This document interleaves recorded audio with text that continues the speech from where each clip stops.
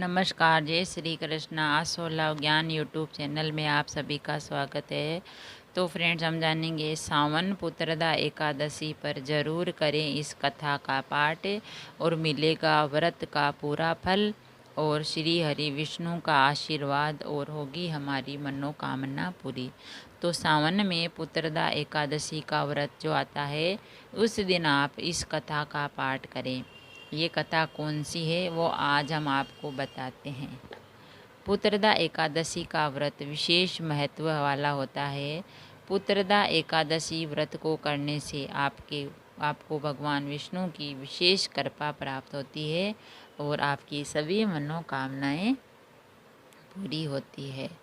तो पुत्रदा एकादशी व्रत की ये कथा आप अगर सुनते हो, किसी और को सुनाते हो या पढ़ते हो तो आपको व्रत का पूरा फल मिलता है और भगवान विष्णु का आशीर्वाद मिलता है।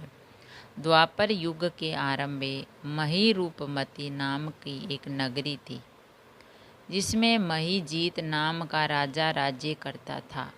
लेकिन उसके पुत्र नहीं होने के कारण राजा को राज्य सुखदायी नहीं लगता था, अच्छा नहीं लगता था, क्योंकि राजा के पुत्र नहीं था। पुत्र सुख की प्राप्ति के लिए राजा ने अनेक उपाय किए, परंतु राजा को पुत्र की प्राप्ति नहीं हुई थी। एक दिन राज्य के सभी ऋषि मुनियों, सन्यासियों और विद्वानों को बुलाकर संतान प्राप्ति के उपाय पूछे।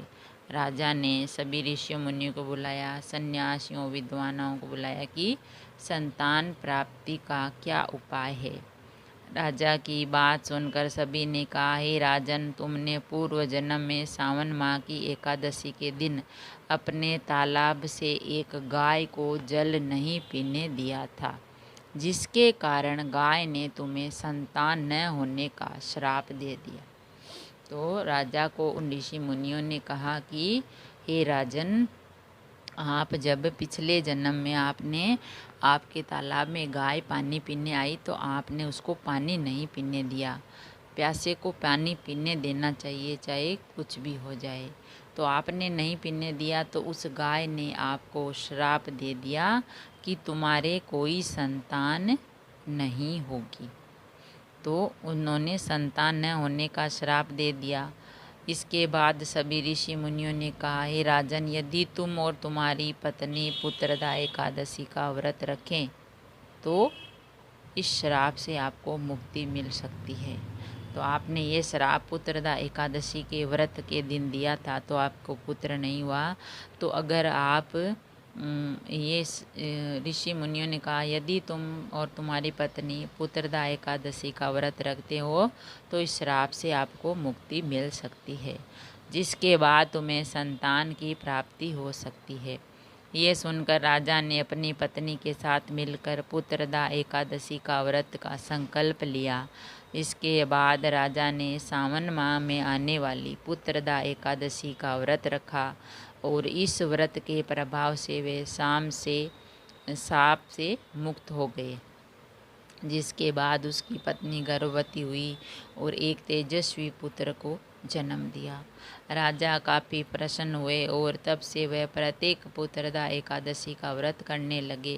कहते हैं जो भी इस एकादशी को पूरे मन से श्रद्धा भाव के साथ करता है, भगवान विष्णु उसकी सभी मनोकामनाएं पूरी करते हैं।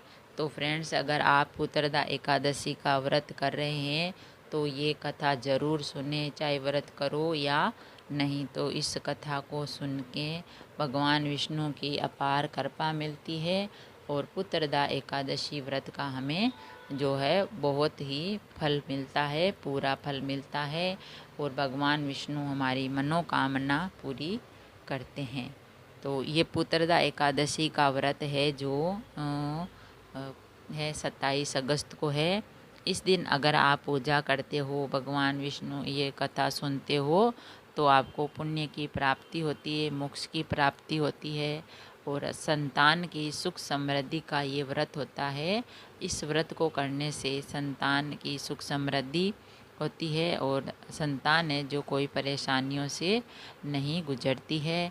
और जिसके भी पुत्र संतान नहीं है उनको संतान भगवान विष्णु प्रदान करते हैं और उनकी जो मन इच्छाएं होती है, मनोकामनाएं होती है, वो पूरी होती है और सारी परेशानियां दूर होती है।